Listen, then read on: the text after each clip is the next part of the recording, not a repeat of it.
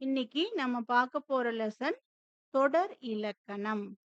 தொடர் இலக்கணத்துல நம்ம என்னென்ன பார்க்க போறோம் அப்படின்னாக்கா, எழுவாய், பயனிலை, செய்யப்படு பொருள், தன்வினை, பிறவினை, செய்வினை, செயப்பாட்டு வினை, பகுபத உறுப்பிலக்கணம். இது எல்லாமே நம்ம பார்க்க போறோம். ஃபர்ஸ்ட் நம்ம பார்க்க போற சாப்டர் எழுவாய், பயனிலை, செய்யப்படு பொருள். எழுவாய்னா என்ன அப்படின்னாக்க சப்ஜெக்ட்.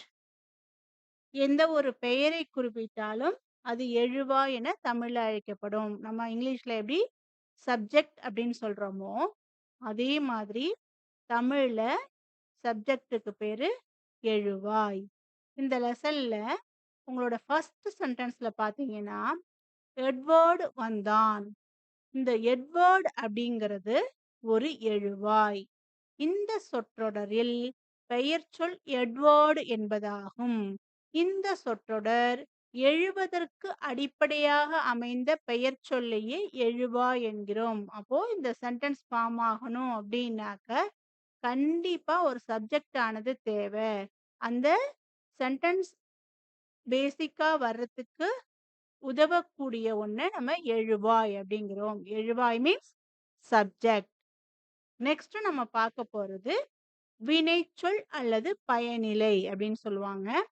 வினைச்சொல் அல்லது பயனிலை. இது பேசிக்கா இது என்ன அப்படின்னாக்கா இங்கிலீஷ்ல வேர்ப் அப்படின்னு நம்ம சொல்றோம் இல்லைங்களா? அதுதான் வினைச்சொல் அது பயனிலை. வினைச்சொல் அது பயனிலைங்கும்போது எந்த ஒரு செயலையும் குறிக்கக்கூடியது, ஒரு வினையை குறிக்கக்கூடியது. இப்ப பார்த்தோம்னா இந்த புக்ல இருக்கக்கூடியதுல கனகாம்பரம் பூத்தது. இந்த சொற்றொடரில் வினைச்சொல் பூத்தது. ஒரு ஃப்ளவர் ஆனுச்சு, பூத்து போச்சு. பூத்தது அப்படிங்கிறது. இந்த வினைச்சொல்லே பயனிலை ஆகும். ஒரு தொடரில் பயன் நிலைத்து இருக்கும் இடத்தை பயனிலை என்கிறோம். அப்போ அந்த பூவனுடைய வாசமானது என்ன இருக்குன்னா, ஒரு லாங் லைஃப் நமக்கு வந்துகிட்டே இருக்கும். அப்போ அந்த பயனானது நீடித்து இருப்பதனால இத பயனிலை அப்படின்னு நம்ம சொல்றோம். நம்ம ஃபர்ஸ்ட் பார்த்தது சப்ஜெக்ட், அதாவது எழுவாய். ஒரு சென்டென்ஸ் ஃபார்ம் ஆறதுக்கு அடிப்படையாக இருக்கக்கூடியது எழுவாய். அதனுடைய பயன் கன்டினியூஸா வர்றது பயனிலை, அதாவது வெர்ப். நெக்ஸ்ட் நம்ம பார்க்க போறது செய்யப்படு பொருள். செய்யப்படு பொருள் அப்படிங்கிறது இங்கிலீஷ்ல என்ன சொல்லுவாங்க அப்படின்னு சொன்னா ஆப்ஜெக்ட் அப்படின்னு சொல்லுவாங்க. இப்போ நம்ம லெசன்ல இருக்கிறத நம்ம பார்க்கலாம். எக்ஸாம்பிளா, மீனா கனகாம்பரத்தை சூடினாள். இத்தொடரில் சொற்றொடர் எழுவதற்கு காரணமாக அமைந்த மீனா என்னும் பெயர் சொல்லி எழுவாயாகும். அப்போ சப்ஜெக்ட் ஆனது மீனா. அவ்வெழுவாயின் பயனிலை சூடினாள் என்பதாகும். சூடினாள் அப்படிங்கும்போது அவ பூ வச்சுக்கிட்டா அப்படிங்கிறது வர்பு. அத பயனிலை அப்படின்னு சொல்றோம். இப்ப இது 2 தவிர வேற ஒண்ணு அங்க இருக்கு. அந்த வார்த்தை எது அப்படின்னா கனகாம்பரம் அப்படிங்கிறது. மற்றொரு பெயர் சொல்லான கனகாம்பரம் என்பது யாது? அது செய்யப்படு பொருள் என்று அழைக்கப்படுகிறது. நல்லா கவனிச்சுக்கோங்க. இப்போ என்ன பண்ணணும்? அந்த வர்ப்ட்ட நம்ம கொஸ்டின் கேட்கணும். வர்ப் எது இதுல? சூடினாள் அப்படிங்கிறது. எதை சூடினாள்? அப்படின்னு நம்ம கொஸ்டின் கேட்டோம்னா, அதுக்கு ஆன்சரா வரக்கூடியது தான் செய்யப்படு பொருள். இங்கிலீஷ்ல நம்ம ஆப்ஜெக்ட் அப்படின்னு சொல்லுவோம். எதை சூடினாள்? கனகாம்பரத்தை சூடினாள். அப்போ இந்த கனகாம்பரம் அப்படிங்கிறது தான் இந்த சென்டென்ஸ்ல செய்யப்படு பொருள். நல்லா கவனிச்சுக்கணும். ஃபர்ஸ்ட் சப்ஜெக்ட், வர்ப், ஆப்ஜெக்ட் 3த்தையும் பார்த்தோம். சப்ஜெக்ட் அப்படின்னா எழுவாய், வர்ப் அப்படின்னு சொன்னாக்கா பயனிலை, செய்யப்படு பொருள் அப்படிங்கிறது ஆப்ஜெக்ட். இது 3த்தையும் நம்ம தெளிவா இப்ப நம்ம பார்த்திருக்கோம். நெக்ஸ்ட் தோன்றா எழுவாய், வினை பயனிலை, பெயர் பயனிலை, வினா பயனிலை அப்படிங்கிறதெல்லாம் நம்ம பார்க்க போறோம். என்னென்னங்கிறத ஒன் பை ஒன்னா பார்க்க போறோம். பாருங்க, தோன்றா எழுவாய். ஃபர்ஸ்ட் பார்த்துக்கோ. தோன்றா எழுவாய். அந்த சென்டென்ஸ்லயே என்ன இருக்கு? ஆன்சர் இருக்கு. தோன்றா மீன்ஸ் அதுல இல்ல அப்படின்னு அர்த்தம். படித்தாய் பாருங்க. இத்தொடரில் படித்தாய் என்பது பயனிலை. படித்தாய்ங்கிறது ஒரு ஒரு வர்ப் தானே. படி அப்படிங்கிறது வர்ப் தானே. அதனால நம்ம பயனிலைன்னு சொல்றோம். நீ என்னும் எழுவாய் வெளிப்படையாக தெரியவில்லை. இதை தோன்றா எழுவாய் என்று கூறுகிறோம். நல்லா கவனிச்சுக்கோங்க. இதுல சப்ஜெக்ட் வந்து இருக்கா? இம்பிள்டா நமக்கு தெரியுது. உள்ளேயே இருக்கிற மாரி இருக்கு. அதனால இது தோன்றா எழுவாய். இப்போ கண்ணன் படித்தான், கவிதா படித்தாள் அப்படிங்கிற எந்த ஒரு சப்ஜெக்ட்டையுமே இது மென்ஷன் பண்ணல. மென்ஷன் பண்ணாம ஒன்லி வெர்ப் மட்டும் இருக்கு. அந்த வெர்புக்குள்ளேயே ஒரு சப்ஜெக்ட் ஆனது இம்பிள்டா இருக்கிறதுனால, இத தோன்றா எழுவாய் அப்படிங்கிறத சொல்றோம். அடுத்தது நம்ம பார்க்க போறது வினை பயனிலை. வினை பயனிலை. நான் வந்தேன். இத்தொடரில் வினைமுற்று பயனிலையாக வந்தது. இது வினை பயனிலை எனப்படும். வினைமுற்றுனா ஒண்ணும் இல்லைங்க. வினைமுற்று மீன்ஸ் அந்த ஆக்ஷன் இஸ் கம்ப்ளீட்டட். அதுக்கு ஒரு பாஸ்ட் டென்ஸ். இறந்த காலம். தமிழ்ல நம்ம சொல்லணும் அப்படின்னு சொன்னாக்கா, இறந்த காலம். அது முடிஞ்சு போச்சு. நான் வந்தேன் அப்படிங்கிறது, ஓகே வந்தாச்சு அப்படிங்கிறத மென்ஷன் பண்ணுது. அப்போ அது முடிஞ்சு போச்சு. அந்த ஆக்ஷன் ஆனது முடிஞ்சு போச்சு. இதுல வினை முற்றானது அந்த வந்தேன்னு இருக்கிற வினை முற்றானது என்ன ஆகுது? பயனிலையா மாறுது. வினை முற்றுனா அந்த ஆக்ஷன் கம்ப்ளீட்டட். நம்ம ஆல்ரெடி பார்த்திருக்கோம். வர்ப் தான் பயனிலை அப்படின்னு பார்த்திருக்கோம். வா, வந்தான் அப்படிங்கிறது ஒரு பயனிலைன்னு நமக்கு தெரியும்.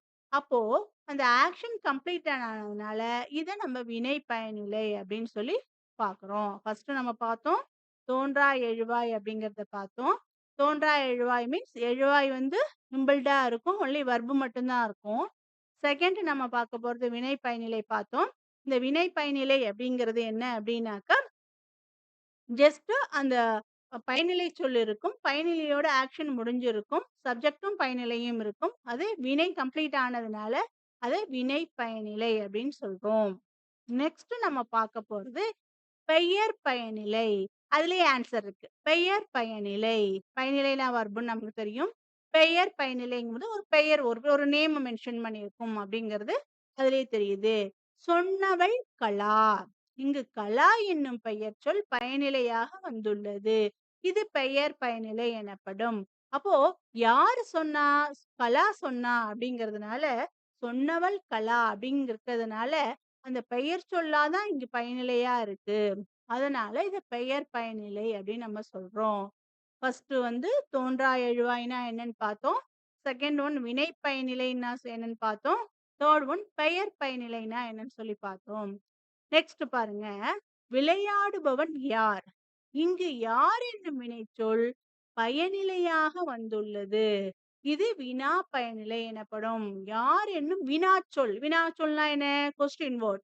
அத மார்க் பண்ணிக்கோங்க. Question word. யார்? எது? என்ன? எப்படி? அப்படின்னு எந்த வார்த்தை வேணாலும் வரலாம்.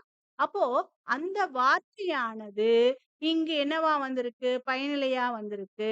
அதனால இத வினா பயனிலை அப்படின்னு சொல்லி நம்ம பார்த்தோம். இப்போ இதுவரைக்கும் நம்ம எழுவாய், பயனிலை, செய்யப்படு பொருள், தோன்றா எழுவாய், வினை பயனிலை, பெயர் பயனிலை, வினா பயனிலை இதெல்லாம் நம்ம பார்த்திருக்கோம். இது அடுத்தது நம்ம பார்க்க போறது என்ன அப்படின்னு சொன்னாக்க, இப்போ இங்கிலீஷ்ல பொறுத்தவரைக்கும் நம்ம பார்த்தோம்னா, சப்ஜெக்ட், வெர்ப், ஆப்ஜெக்ட் அப்படிங்கிறது தான் இருக்கும். இல்ல subject, verb, indirect object, direct object அந்த மாரி பேட்டர்ன்ல தான் ஒரு சென்டென்ஸ் ஃபார்ம் ஆகணுங்கிற ஒரு ரூல் இருக்கும். தமிழ பொறுத்தவரைக்கும் அந்த மாரி எந்த ரூல்ஸுமே கிடையாது. தமிழ்ல வந்து எப்படி வேணாலும் வரலாம். அந்த எக்ஸாம்பிள்ஸ தான் நம்ம இப்ப பார்க்க போறோம். இப்ப பார்த்தீங்கன்னா சில இடங்கள் தவிர ஒரு சொற்றொடரில் எழுவாய், பயனிலை, செய்யப்படு பொருள் 3ம் இந்த வரிசையில்தான் வர வேண்டும் என்ற கட்டுப்பாடு, எந்த கட்டுப்பாடும் இல்லை. எந்த விதமான ரூல்ஸும் கிடையாது. சப்ஜெக்ட் தான் முன்னாடி வரணும். வெர்ப் பின்னாடி வரணும். ஆப்ஜெக்ட் அடுத்தது வரணுங்கிற எந்த விதமான ரூல்ஸ் இதுல கிடையாது. தமிழின் தொடர் அமைப்பின் சிறப்புகளுள் இதுவும் ஒன்று. தமிழுடைய சிறப்புல இதுவும் ஒரு முக்கியமான சிறப்பு. தமிழ் மொழிக்குள்ள சிறப்புல இதுவும் ஒரு முக்கியமான சிறப்பு. இதுக்கு எக்ஸாம்பிள்ஸ் குடுத்துருக்காங்க. நான் பாடத்தை படித்தேன். எழுவாய் நான்கிறது பாடத்தை படித்தேன். பாடம்ங்கிறது செய்யப்படு பொருள். படித்தேன்ங்கிறது பயனிலை. அப்போ அப்ப நெக்ஸ்ட் இது என்ன பண்ணியிருக்காங்க? பாடத்தை நான் படித்தேன். அது பாரு பாடம்ங்கிறது செய்யப்படு பொருள். நான்கிறது எழுவாய். படித்தேன்ங்கிறது பயனிலை. எப்படி சொன்னாலும் இதனுடைய மீனிங் ஏதாவது மாறுதா? மாறல. அதே சேம் மீனிங் தான். நம்ம தான் என்ன பண்ணியிருக்கோம்? வார்த்தைகள இடம் மாத்தியிருக்கோம். அப்படி இடம் மாத்துனாலும் எதுவுமே மாறாது அப்படிங்கிறது தான். படித்தேன் நான் பாடத்தை. இப்போ இந்த சென்டென்ஸ்ல பாருங்க. படித்தேன் பயனிலை, நான் எழுவாய், பாடம்ங்கிறது செய்யப்படு பொருள். நெக்ஸ்ட் பாருங்க. நான் படித்தேன் பாடத்தை, எழுவாய் நான், படித்தேன் பயனிலை, பாடத்தை செய்யப்படு பொருள். பாடத்தை படித்தேன் நான், நெக்ஸ்ட் பாடம் செய்யப்படு பொருள், படித்தேன் பயனிலை, நான்கிறது எழுவாய். அப்போ இதுவரைக்கும் நம்ம என்னென்ன பார்த்தோம் அப்படின்னு சொல்லி சொன்னோம்னாக்க, எழுவாய், பயனிலை, செய்யப்படு பொருள், தோன்றா எழுவாய், வினை பயனிலை, பெயர் பயனிலை, வினா பயனிலை, அப்புறம் சென்டென்ஸ் ஃபார்மேஷன்ல எப்படி தமிழ்ல வரும் அப்படிங்கிறத பார்த்தோம். நெக்ஸ்ட் நம்ம இன்னும் 2 பாக்கி இருக்கு. அத மட்டும் பார்த்துடலாம் இப்போ. பார்த்தீங்கன்னா, பெயர் அடை அப்படின்னு சொன்னாக்க, அட்ஜெக்டிவ்ன்னு சொல்லுவோம் இல்லையா இங்கிலீஷ்ல. இப்போ அந்த பெயர் அடை அப்படின்னாக்க, ஒரு சப்ஜெக்ட்டோட வேல்யூவ இன்கிரீஸ் பண்ணி காமிக்கிறது பெயர் அடை. நல்ல நூல் ஒன்று வா படித்தேன். நல்ல நூல் ஒன்று அப்படிங்கும்போது, இத்தொடரில் நல்ல என்னும் சொல் எழுவாயாக வரும் பெயர் சொல்லுக்கு அடையாக, அடையாக மீன்ஸ் அட்ஜெக்டிவாக அந்த வேல்யூவ இன்கிரீஸ் பண்ணி காமிக்கிறதுனால, இத பெயர் அடை அப்படின்னு சொல்றோம். நெக்ஸ்ட் பாருங்க. மகிழன் மெல்ல வந்தான். இத்தொடரில் மெல்ல என்னும் சொல் வந்தான் என்னும் சொல் என்னும் வினை பயனிலைக்கு அடையாக வருகிறது. இதை வினையடை. வினையடை மீன்ஸ் என்ன? மெல்ல வந்தான்னா என்ன அர்த்தம்? ஸ்லோவா வந்தான் அப்படிங்கிறது இத மென்ஷன் பண்ணுது. அப்போ மெல்ல அப்படிங்கும் பொழுது அந்த ஆக்ஷன் வந்து எப்படிங்கிறத இது சொல்றதுனால, இத நம்ம என்ன சொல்றோம்? வினை அடை அப்படிங்கிறத சொல்றோம். இதுவரைக்கும் உங்களுக்கு எல்லாம் புரிஞ்சிருக்கும்னு நான் நினைக்கிறேன். ஏதாவது டவுட் இருந்ததுன்னா கமெண்ட் செக்ஷன்ல போடுங்க. Thank you.